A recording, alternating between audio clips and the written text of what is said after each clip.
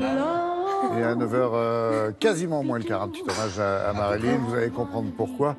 Bonjour Thomas, bonjour, rebonjour Patrice et bonjour Julia. C'est avec eux que vous avez passé le quart d'heure qui suit sur votre télématin. Avec, pour commencer, du théâtre à Paris, c'est le cas de le dire, au cœur de la capitale, au Bouffe parisien. Avec ce matin, un succès qui nous vient en droite ligne de Broadway. Exactement, un succès qui s'appelle 7 ans de réflexion. Pièce qui vient évidemment du film de Billy Wilder sorti en 1955. Alors évidemment, on pense au film, mais sachez que ce film, c'était déjà l'adaptation d'une pièce de théâtre. Et ça, c'est très important de le préciser.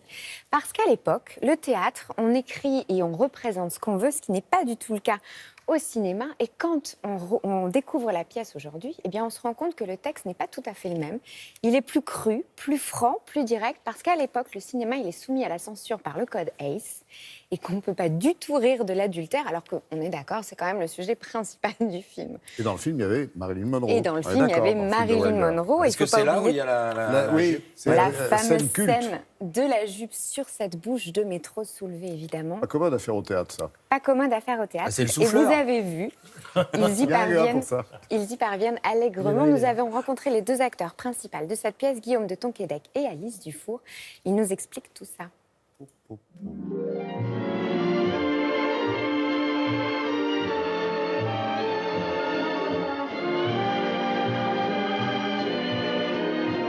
Si elle pense qu'on va faire autre chose que boire un verre ou deux, elle va être vraiment déçue. Un seul verre, d'ailleurs, pourquoi des non, un verre est dehors. Non, ça va, mademoiselle. Non, moi je suis marié avec une femme que j'aime, qui m'aime. J'ai besoin de rien, alors au revoir, le mannequin international. C'est bon, merci, au revoir.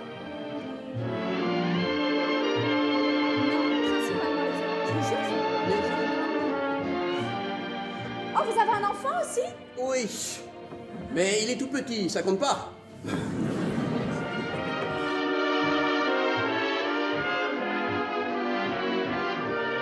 George Axelrod, qui a écrit la pièce, il a bien gratiné le personnage masculin. Parce que c'est comme ça, c'est compliqué. On passe de ce qui se passe dans sa tête à la réalité, ce qui est hyper intéressant même au niveau de la mise en scène. Donc voilà, c'est un homme attachant, parce que justement, on a accès à tous ces traits de caractère-là, quoi. Voilà, qui sont pas que glorieux, loin de là. Et c'est ça qui est amusant. Ouais.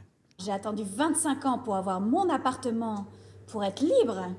Je vais pas tout gâcher en me mariant. Ah non, je veux profiter de ma liberté. Vous pouvez pas savoir, c'est tellement bien de vivre seul. Jusqu'à maintenant, Elle décide de s'emparer de la vie, de vivre sa vie, de vivre son existence en femme libre. Et pour 1950, face à un homme marié, etc., qui est vraiment dans le rang, lui, c'est un personnage de femme libre incroyable. C'est un très beau portrait de femme et qui a une résonance en 2019 incroyable. En fait, toute la question est de savoir est-ce qu'il vaut mieux faire quelque chose et regretter de l'avoir fait ou ne pas le faire et regretter de ne pas l'avoir fait.